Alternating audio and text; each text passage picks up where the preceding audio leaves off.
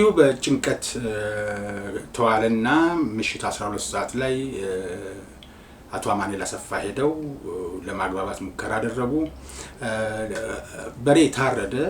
እንግዲህ ያው አንዳንድ ጊዜ በዳይና ተበዳይ ሲታረቅም እንደሚደረገው መሆኑ ነው። ወይም ደግሞ በእንግድነት መጣችሁ ባዶ ቤት አትመለሱም ሊሆን ይችላል። የተለያየ አይነት ምክንያትና ትርጓሜ ሊሰጠው ይችላል። ለማንኛውም በሬ ታርዶ ራት ግብዣ ለታጣቂዎቹ ተደረገ። በኋላ ላይ ራት እየተበላ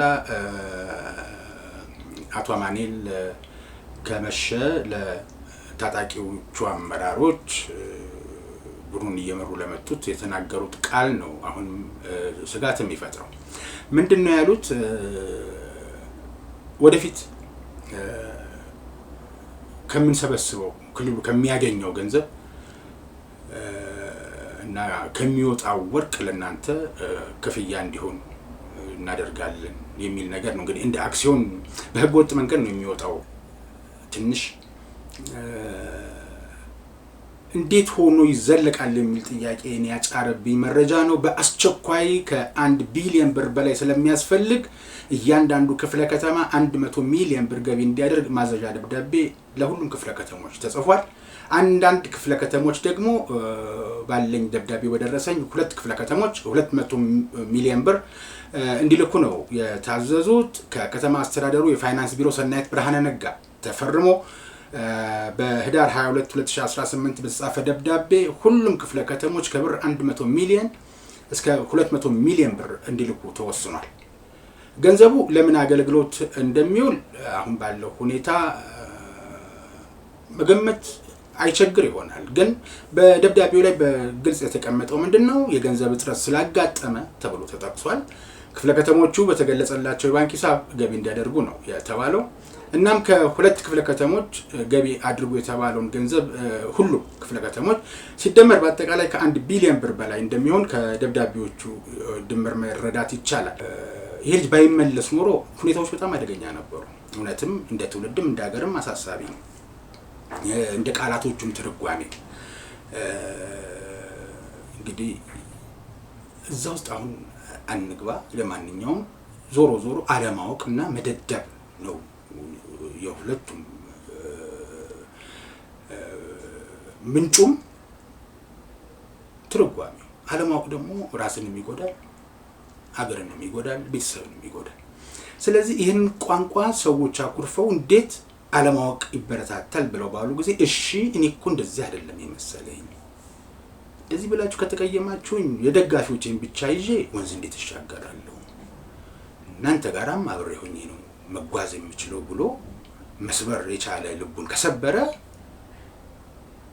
ታንኪዩ ልንለው እናመሰግናለን። መስማት ስለቻልክ ወገን ሲያኮርፍ አይ ወገንማ መኩረፍ የለበትም ማናለኝ ጌጤም ልብሴም ወገኔ ነው ብለህ ሰው ያክል ፍጡር ሰምተህ አንዳንዴ ልቡ ይደፈንና አልሰማም ማንም ምንም ሊል ይችላል። እልፍ ከተባለ እና መጥፎ ነገር ባህልን ከማርከስ ትውልድን ከመግደል ህግን መተላለፍ ደረጃ ላይ ቢደረስ ህግ አለው። ግን ህግ ዘገም ሳይደረስ ሰዎች እንዲካሉኝ እንዲያረጋሉ በጣም ይሄ ቅንነትም አለ ማለት ነው። ግን እናንተ የሰጣችሁት ግብረ መልስ ግን ጥሩ አይደለም። እንዴት ነው ጥሩ የማይሆነው? ያወጡ መድፋት፣ እንዳይገዛ መከላከል የኢኮኖሚ ኪሳራን ፋብሪካው ሊጠይቃችሁ ይችላል።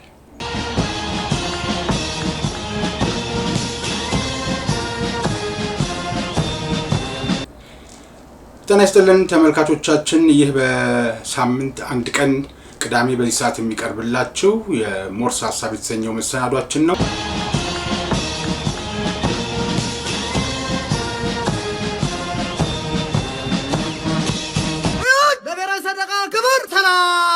እንግዲህ ባለፈው ሳምንት እንደምታውቁት በዜና ወጃችንም ለመሸፈን እንደሞከር ነው በሻዕቢያ ሴራና በህወሓት ተባባሪነት በመቀሌ ህዝብ ላይ እየደረሰ ያለው ስቃይና ሰቆቃ አሁንም እንደተጠናከረ ነው ያለው። በተለይ ሰሞን በነበረው ግርግር አንዳንድ ቦታዎች ሱቆችም መዘጋታቸውና የሚፈልገው አይነት ሸማቹ የሚፈልገውን አይነት በአቅሙ ልክ ለመግዛት የሚችልበት እድል አጥቷል። እቺን 2 ቀን እና 3 ቀን እንግዲህ ውጥረቱም ያመጣው ነገር ነው። ሆን ተብሎ አጋጣሚውን ተጠቅሞ ደግሞ ለመክበር የፈለጉ የንግዱ ማህበረሰብ ሰዎችም አስተዋጽኦአቸው ቀላል የሚባል አይደለም።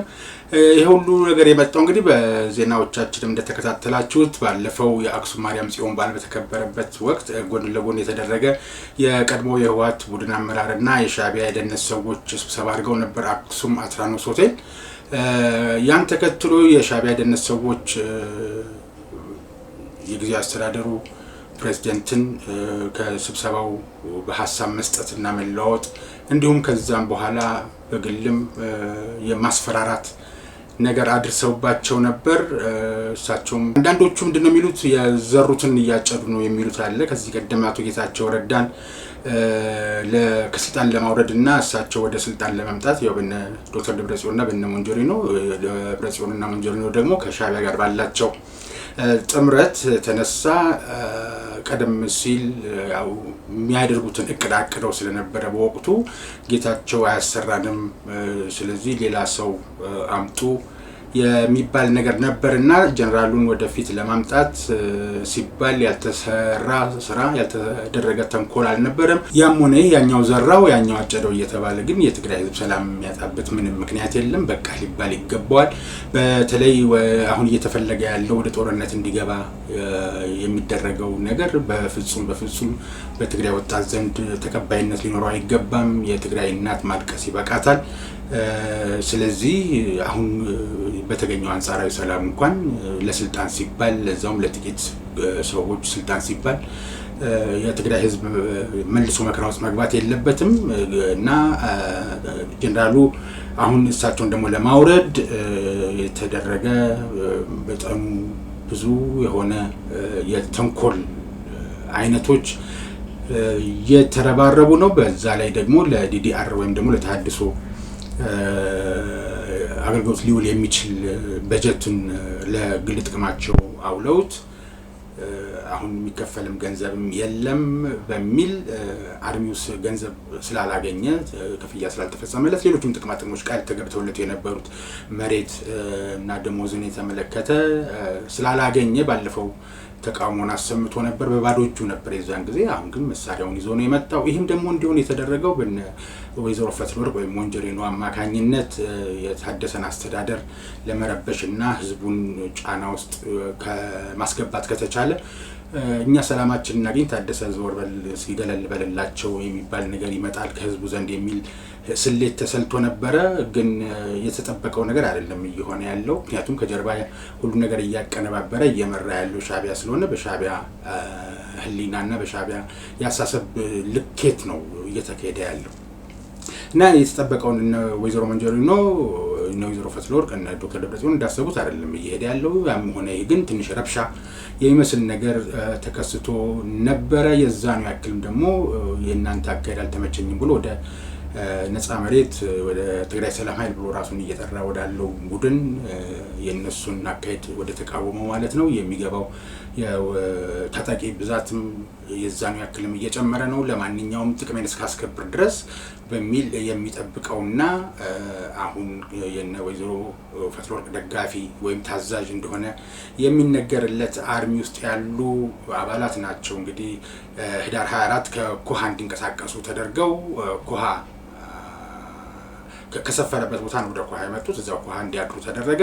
በማግስቱ ህዳር 25 ወደ መቀሌ እንዲገባ እና የጊዜያዊ አስተዳደሩን ቢሮ እንዲከብ ነው የተደረገው። ይሄ ሁሉ እንግዲህ ቀደም ሲል እንዳልኳችሁ በታደሰ ወረደ ላይ ጫና እንዲያደርጉ በተሰጣቸው ሚሽን የተወጡት ነው። የያዙት መሳሪያዎችም ለሰላማዊ ሰው ትንሽ ለማየት የሚከብድ ነበር። አንደኛ የእርስ በርስ መሆኑ፣ በዛ ላይ ደግሞ የያዙት መሳሪያ ከባድ መሳሪያ መሆኑ እንደ ስናይፐርና ዲሽቃን መሳሪያ ይዘው በመታየታቸው ስጋቱ የነዋሪው ከባድ ነበር። አስተዳደሩን ከበው በነበረበት ጊዜ ምናልባት መንገዱን እየሳተ ነው የሚለውም የነ ሞንጆሪኖ ስጋት ሻቢያም ትንሽ በደህንነት ሰዎቹ አማካኝነት ውሎና ዳሩ መቀሌ ሆኗል። ድንጋጤ ውስጥ በመግባት የሃይማኖት አባቶች ይላካሉ። ሁለት ዓላማ አለው። አንደኛው እኛ የምናውቀው ነገር የለም በዚህ ሚሽን ውስጥ የለንም ለማለት ነው፣ ራስን ስም ለማጽዳት ነው። ሁለተኛው ነገር ደግሞ መንገዱን እየሳተ የመጣም ስለመሰላቸው ነው። ግን የሃይማኖት አባቶች ለታጣቂዎቹ ቦታችሁን ልቀቁ፣ ከበባውን ተውጉ፣ ድርጊቱ የተገባ አይደለም ብለው ለማባበል ሙከራ አደረጉ። ታጣቂዎቹ ግን አልሰሟቸውም። በኋላ ነገሮች በጣም ጫና ላይ ስለነበሩ ተወሰኑ አመራሮች ነበሩ አካባቢው ላይ በተለይ ሐውልቲ ደጀን የነበሩት እንዲሁ በጭንቀት ተዋለና ምሽት 12 ሰዓት ላይ አቶ አማኑኤል አሰፋ ሄደው ለማግባባት ሙከራ አደረጉ። በሬ ታረደ። እንግዲህ ያው አንዳንድ ጊዜ በዳይና ተበዳይ ሲታረቅም እንደሚደረገው መሆኑ ነው። ወይም ደግሞ በእንግድነት መታችሁ ባዶ ቤት አትመለሱም ሊሆን ይችላል። የተለያየ አይነት ምክንያትና ትርጓሜ ሊሰጠው ይችላል። ለማንኛውም በሬ ታርዶ ራት ግብዣ ለታጣቂዎቹ ተደረገ። በኋላ ላይ ራት እየተበላ አቶ አማኑኤል ከመሸ ለታጣቂዎቹ አመራሮች ቡድኑን እየመሩ ለመጡት የተናገሩት ቃል ነው አሁን ስጋት የሚፈጥረው። ምንድነው ያሉት? ወደፊት ከምንሰበስበው ክልሉ ከሚያገኘው ገንዘብ እና ከሚወጣው ወርቅ ለናንተ ክፍያ እንዲሆን እናደርጋለን የሚል ነገር ነው። እንግዲህ እንደ አክሲዮን በህገ ወጥ መንገድ ነው የሚወጣው ወርቁ። ምክንያቱም በትክክለኛ መንገድ የሚወጣው ወርቅ ለብሔራዊ ባንክ ነው ገቢ የሚሆነው የአገር ሀብት ስለሆነ። ግን የተወሰኑ የድርጅቱ የቀድሞ የህወሓት ቡድን አመራሮች እና የአርሚ አዛዦች ጦር ኃላፊ ነን ብለው ራሳቸውን በዚህ ንግድ ላይ ያሰማሩ ግለሰቦች ወይ ኮንትሮባንድ ንግድ ላይ ተሰማርተዋል። የወርቅ ንግድ ላይ ማለት ነው። ወደ ዱባይ ነው የሚሄደው፣ ከትግራይ ይወጣል፣ ወደ አስመራ ይሄዳል፣ ከአስመራ በቀጥታ በረራ ወደ ዱባይ ነው የሚገባው። ይህንን ወርቅ እንግዲህ በኮንትሮባንድ መሆኑ እየታወቀ የሚዘረፍ የአገር ሀብት መሆኑ እየታወቀ አርሚው ሰላም ይሰጠኛል እኔ እንደምፈልገው ላዘው ይችላልሁኝ በሚል ተስፋ እና ብዙዎች ነዋሪዎች የሚናገሩት ለጊዜው መደለያ ነው፣ አርሚውን ለመደለል ነው። የሚሆን ነገር እንደማይሆን እኛም መረዳት የሚያዳግተን አይደለም የሚል አስተያየት ሰጥተውኛል። እውነትም አስጊ ነው እንግዲህ ቀደም ሲልም እንዳልኳችሁ። እና ለማንኛውም በዚህም ተደልሎ ተወሰነ እጅ መንሻም እንግዲህ አስፈላጊው ነገር እስኪደረግ ድረስ ትግስት አድርጉ።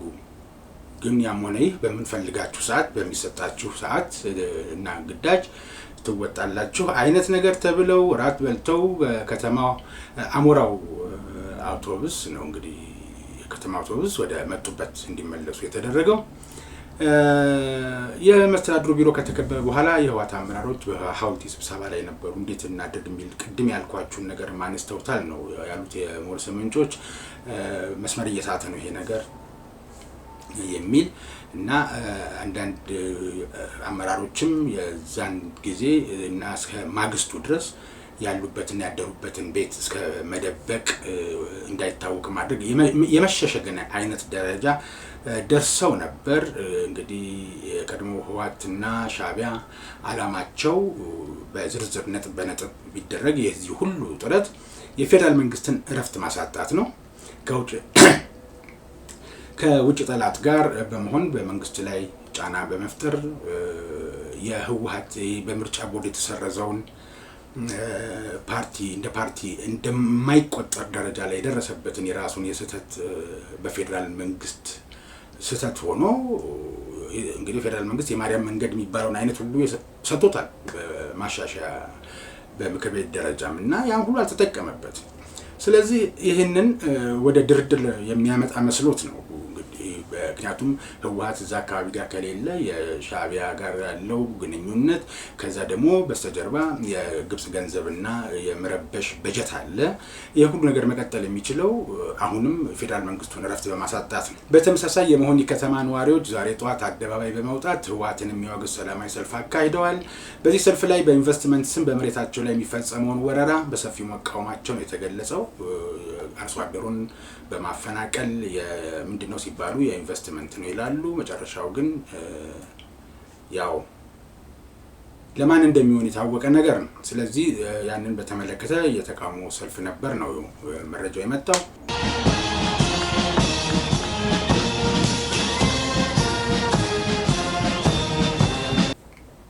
የትግራይ ክልል የንግዱ ማህበረሰብ በክልሉ ባለው ከፍተኛ ኢኮኖሚ ጫና ምክንያት የገቢ ግብር አፈጻጸም እንዲታገድ የፌደራል መንግስትን መጠየቁ ተሰምቷል።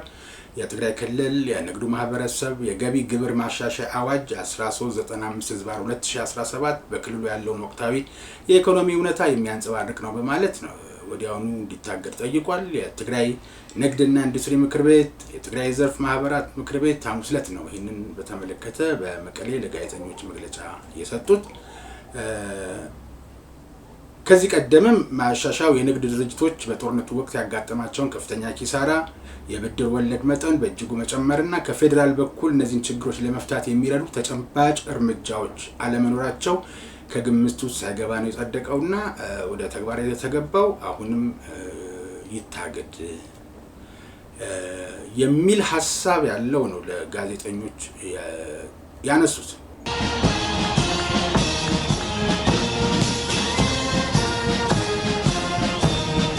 ደቡብ ኢትዮጵያ ክልል ከማርበርግ ቫይረሶች ምልክት ታይተውበት በለይቶ ማቆያ ሕክምና ክትትል ሲደረግላት የቆየች ታካሚ ከቫይረሱ በሽታ ነፃ መሆኗ ተገልጿል። የክልሉ ጤና ቢሮ ኃላፊ ናቸው ይህንን የተናገሩት። አራተኛዋ ሰው ናት ከማርበርግ ቫይረስ ጋር በተገናኘ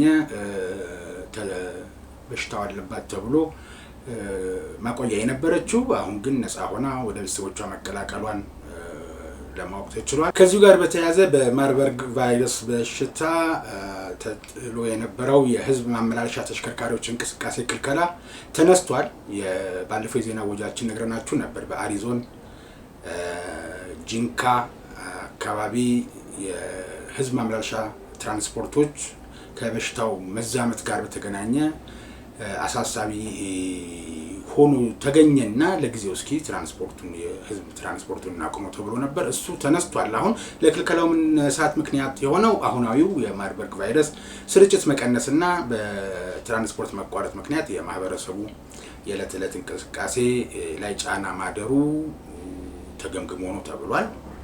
በመሆኑም ከዛሬ 27 ጀምሮ ክልከላው እንዲነሳ ሆኖ በየመናኸሪያው የሚደረጉ የግንዛቤ ማስጨበጫዎች እንዳሉ ሆነው ማህበረሰቡም ጥንቃቄ እንዲያደርግ ጥንቃቄውን እንዲያጠናክር አደራ ተብሎ ጉዞ ግን ከወትሮ በተለየ እንደ ድሮ ሳይሆን በጥንቃቄ በተሞላበት ርቀቱን በጠበቀ መነካካቱን በጠበቀ እንዲሆን አደራ ተብሏል።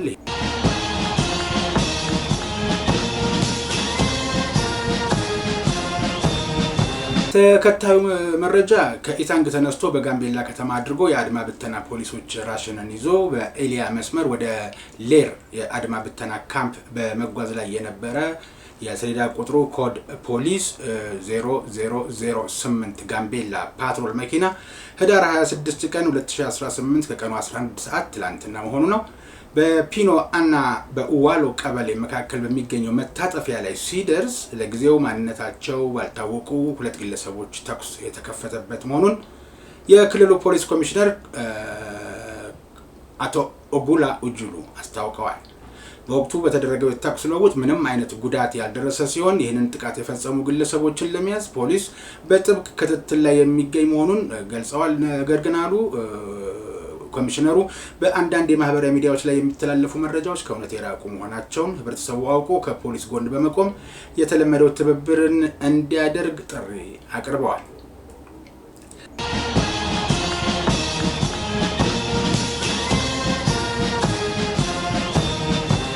ሌላው ዛሬ አዲስ አበባ ላይ የነበረው ትልቅ እውነት በኢትዮጵያ የጦር መኮንኖች ታሪክ ውስጥ ትልቅ ስምና ልምድ ያካበቱት አምባሳደር ጄኔራል ባጫ ደበሌ በወታደራዊ ልምዳቸውና ጥልቅ ጥናት ላይ የተመሰረተ የጸረ ሽምቅ ውጊያ ጥበብ የተሰኘ ርዕስ ያለው መጽሐፋቸውን ዛሬ ያስመርቀዋል።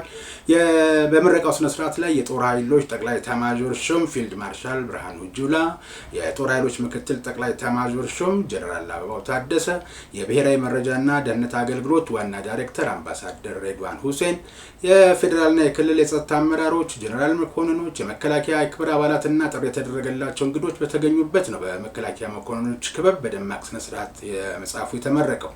የዕለቱ የክብር እንግዳ የጦር ኃይሎች ጠቅላይ ኤታማዦር ሹም ፊልድ ማርሻል ብርሃኑ ጁላ ኢትዮጵያ የተሰነደ የጸረ ሽምቅ ውጊያ ማኑዋል የነበራት ቢሆንም የተሻሻለ እንዳልነበረ አውስተው የጸረ ሽምቅ ውጊያ ጥበብ መጽሐፍ ግን ዘመኑን የሚመጥንና ለጦር መሪዎች ማስተማሪያነት ከፍተኛ ጠቀሜታ አለው ብለዋል።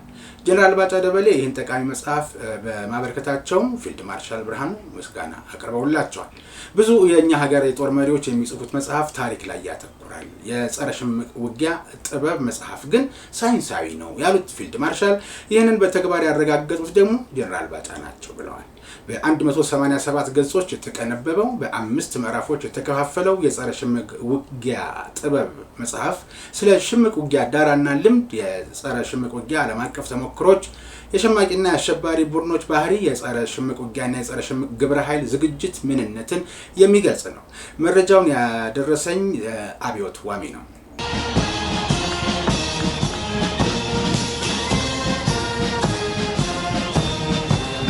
ሌላ አሁንም በማምሻው ላይ የደረሰኝ ከመቀሌ ትንሽ እንዴት ሆኖ ይዘለቃል የሚል ጥያቄን ያጫረብኝ መረጃ ነው። በአስቸኳይ ከ1 ቢሊዮን ብር በላይ ስለሚያስፈልግ እያንዳንዱ ክፍለ ከተማ 100 ሚሊዮን ብር ገቢ እንዲያደርግ ማዘዣ ደብዳቤ ለሁሉም ክፍለ ከተሞች ተጽፏል። አንዳንድ ክፍለ ከተሞች ደግሞ ባለኝ ደብዳቤ ወደረሰኝ 2 ክፍለ ከተሞች 200 ሚሊዮን ብር እንዲልኩ ነው የታዘዙት። ከከተማ አስተዳደሩ የፋይናንስ ቢሮ ሰናይት ብርሃነ ነጋ ተፈርሞ በህዳር 22 2018 በተጻፈ ደብዳቤ ሁሉም ክፍለ ከተሞች ከብር 100 ሚሊዮን እስከ 200 ሚሊዮን ብር እንዲልኩ ተወስኗል። ገንዘቡ ለምን አገልግሎት እንደሚውል አሁን ባለው ሁኔታ መገመት አይቸግር ይሆናል። ግን በደብዳቤው ላይ በግልጽ የተቀመጠው ምንድነው የገንዘብ እጥረት ስላጋጠመ ተብሎ ተጠቅሷል። ክፍለ ከተሞቹ በተገለጸላቸው የባንክ ሂሳብ ገቢ እንዲያደርጉ ነው የተባለው። እናም ከ2 ክፍለ ከተሞች ገቢ አድርጉ የተባለውን ገንዘብ ሁሉ ክፍለ ከተሞች ሲደመር በአጠቃላይ ከ1 ቢሊዮን ብር በላይ እንደሚሆን ከደብዳቤዎቹ ድምር መረዳት ይቻላል። 200 ሚሊዮን ብር እንዲልኩ የታዘዙት ቀዳማይ ወያኔና አዲ ሐቂ ክፍለ ከተሞች ሲሆኑ የተቀሩት ሐውልቲ፣ አይደር፣ ሰሜን ክፍለ ከተማ፣ ሀድነት የተባሉ ክፍለ ከተሞች ደግሞ 1 ሚሊዮን ብር ከካዝና አውጥተው ለከተማው ፋይናንስ ቢሮ ገቢ ያደረጉበትን የባንክ አታችመንት እንዲያስተላልፉ መታዘዛቸው ሰምቻለሁ። ይሄ አብሮ ምን ያመጣል የሚለው ነገር እንግዲህ ወደፊት ሲቆይ የምናየው ነገር ነው።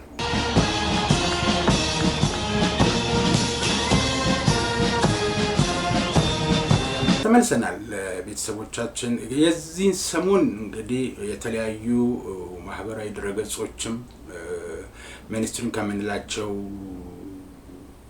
ጣቢያዎች በስተቀር ሁሉም በሚባል ሁኔታ መነጋገሪያ የሆነው ሰግጥ ፈምስ ነው። ይሄ ደግሞ የቃሉ አገባብ ጥሩ ትርጓሜ የለውም። መሰገጥ ትርጓሜ ቢኖረው፣ መፈመስ ትርጓሜ ቢኖረው እንኳን ደድብና ትምህርት አትበልና ቁጭ ብለህ ከትምህርት ውጤት አገኛለሁ ከምትል ራስህን አኮሳትረህ ራስህን ለምንም ነገር ይሉንታ የለኝም ብለህ ወደፊት ሂድ የሚል ንግግር የተናገረው ታዳጊ አዶናይ የተመለከቱ ነበሩ እና አዶናይ እኔ መሰለኝ እንደውም ያራዳ ቋንቋ ከሚባለው ሰገጤ ከሚለው ከዛ መሰገጥ መሆኑ ከዛ አንፃር ነበር ያየሁት። ምንም ነገር አለማወቅ የሚለውን ትርጓሜ ስለሚይዝልኝ ነበር ያለው። ግን የተነሳበትን ወጀባየው አንዳንድ ጊዜ ምን ያህል ኮንፊደንስ ወይም በራስ የመተማመን ጉዳይ ቢኖረው ነው ብዬም ነበር እኔ በቃሉ ላይ ብዙ ነገሮችን ማብራሪያ ሲሰጥባት እና በተለይ በቀደም በመላው አገር ይሄ ሰግጥና ፈምስ የሚለውን ሞቶ ይዞ የእንቅስቃሴ ሊደረግ መሆኑን ጋዜጣ መግለጫ በተሰጠበት ወቅት በተለይ ከዛ ጊዜ በኋላ ማለት ነው ነገሮች በጣም የተነሱት ማህበረሰቡ ያልፈቀደበትን ያልወደደበትን ነገር በግልጽ ቋንቋ ልጁን በሚረዳው ቋንቋ ማስረዳት እና ሐሳቡን እንዲቀይር የሚያደርግ ማን ይሁን እያልኩ በመጠባበቅበት ሰዓት ላይ ራሱ አዶናይ ወጥቶ ብዙ ሰው ተቀይሟል። የተመቻቸው እንዳሉ አውቃለሁ አለ። እንግዲህ ዛሬ ባየሁት ወደ 3 ነጥብ ምናምን አልፏል ተከታዮቹና ተከታዮቹ ከሆኑ የሱን ነገር ይቀበላሉ ማለት ነው። ስለዚህ የተመቻቸው አሉ አለ። ግን ያልተመቸው ሰው ደግሞ አለ።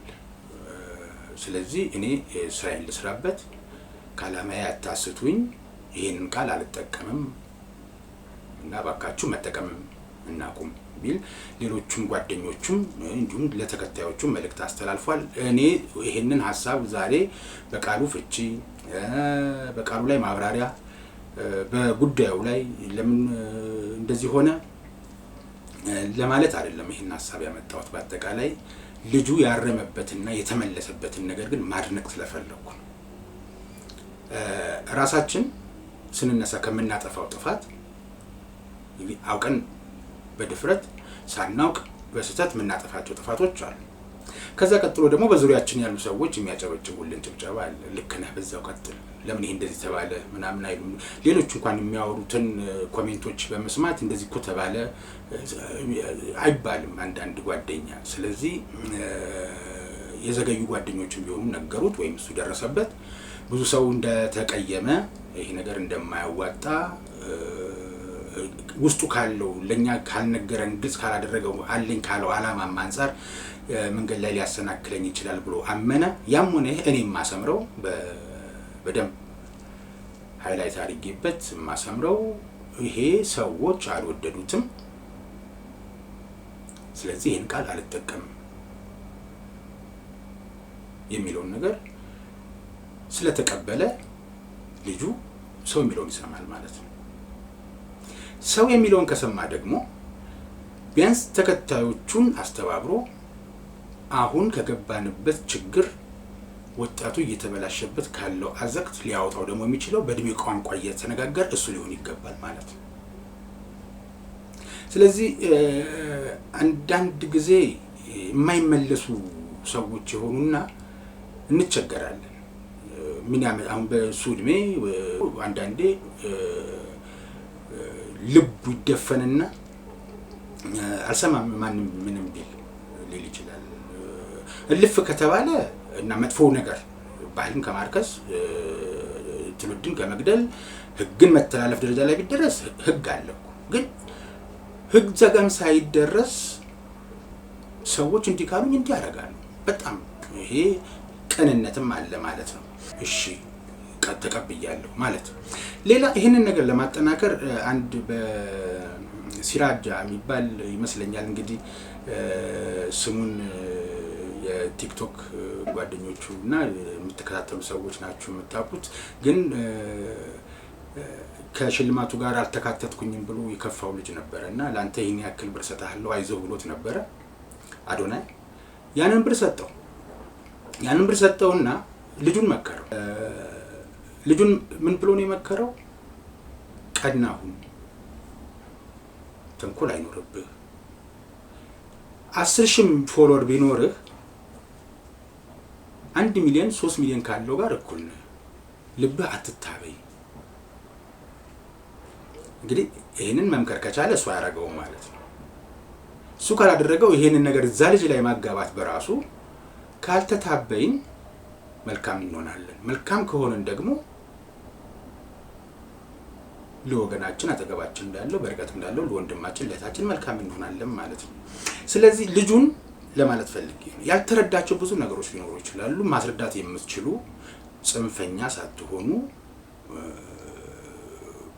አንድ ልጅን ኮትኩቶ የማሳደግን ያክል ኮትኩቶ መክሮ አስጠንቶ ፈተናን የማስቀመጥን ያክል ልታግዙት የምትችሉ ሰዎች ካላችሁ አሁን ያገኘውን ተቀባይነት ለመልካም ነገር ልንጠቀምበት እንችላለን። እንደ አገር እንደ ህዝብ በተለይ እንደ ብዙ ቁጥር እንደያዘው እንደ ወጣት የዚህች ሀገር ተረካቢ ወጣት ነውና ለወጣቱ ወደ አንድ ኢትዮጵያን ወደሚወድበት ኢትዮጵያን ወደሚያገለግልበት መንገድ ለማስገባት ልጁ ሊጠቅም ይችላል።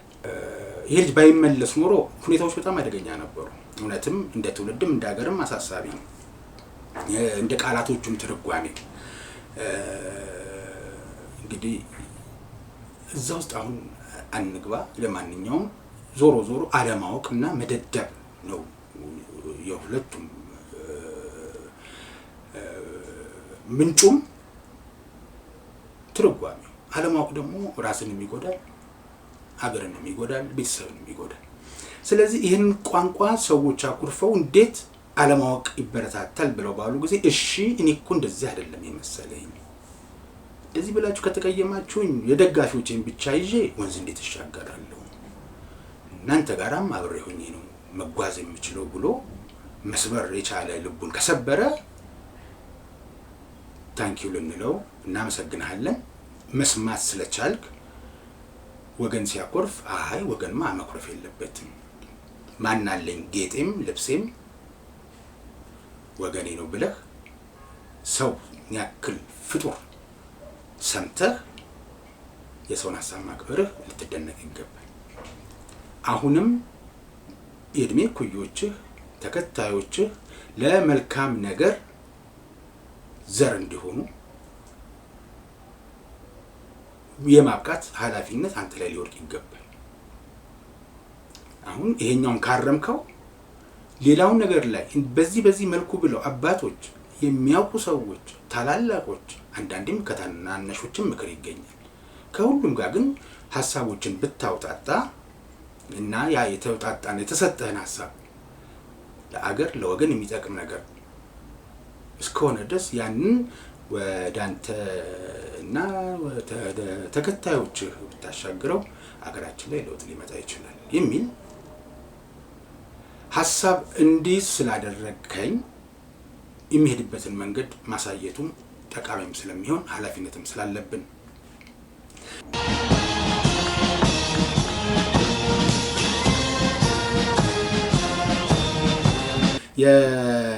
ይሄን በተመለከተ ከአዶናይ ሰግጥ ፈምስ መነሻነት ከአዶናይ ጋር የነበረው ሐሳብ ይሄ ነው። ሌላ እንደ ታላቅ ምክር ለዚህ ከቲክቶከሮቹ ሽልማት ጋር በተገናኘ ስላልከፈለኝ ስሙን አልጠራም።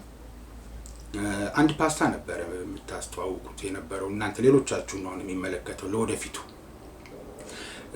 ያንን ፓስታ በተመለከተ አሁን ለሌላ የማስታወቂያ ድርጅት ውክልና ተሰጥቶት እኔ ገንዘቡን ያወጣሁት እንጂ ሸላሚው አስመራጩ ምናምን ሌላ ነው የሚል ወደ ሌላ ሰው ጋር ሄደ። አንዳንዴ ልቡ ይደፈንና አልሰማም ማንም ምንም ሊል ይችላል።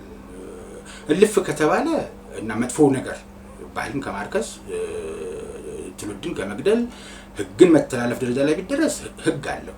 ግን ህግ ዘጋም ሳይደረስ ሰዎች እንዲካሉኝ እንዲያረጋሉ በጣም ይሄ ቀንነትም አለ ማለት ነው። እና ነገ እናንተ ስሜታችሁን ነው የገለጻችሁት። ወጣትነቱ አለ፣ ንዴቱ አለ። እዚህ ድረስ እረዳለሁ። ህግ ግን አይረዳም። እና ተበደልኩኝ የሚል ወገን የካሳ ጥያቄ ቢጠይቅ ከባድ ነው። ስለዚህ ያልተነሳ በይቅርታ ታልፏል። እሱም አያደርገውም ፋብሪካውም። ስለዚህ ያልተነሳ ቪዲዮ ያላነሳችሁ ሰዎች ግን አንሱ፣ በይቅርታ ታልፏል። በቃ ከዚህ በኋላ ልጁም ይቅርታ ጠይቋል። ራሱ የሚመለክ በዋናነት ልጁ በሰላም ተነጋግረንም ፈተነዋል ብሏል። ለምን እንደተፈጠረ አስረድቷል። ከዚህ በኋላ እናንተ ጋር ወይም አንቺ ጋር የሚገኝ እዚህ ተቃርኖ የሆነ መቀስቀሻ ማስታወቂያ የተገኘ እንደሆነ ልጁም እንደዛ ካለ በኋላ ባለማንሳት ብቸኛ ተጠያቂ የሚያደርግ ነው ህጉ እዛ ድረስ ስለሚሄድ። በተረፈ ኢትዮጵያን ሁላችን እጅ ለእጅ ተያይዘን የተቸገሩትን ረድተን የታመሙትን ጠይቀን እጅ ለእጅ ተያይዘን አንድ ሆነን ተጠናክረን አገራችን በምትፈልገን ቦታ ወገናችን በሚፈልገን ቦታ አገልጋይ እንሆን ዘንድ አትርሱ የሚለውን የሞርስን ሐሳብ በዚህ እናጠቃልላለን። በቀጣይ በሌላ ርዕሰ ጉዳይ እንገናኛለን። እስከዛው ድረስ ጤና ይስጥልኝ።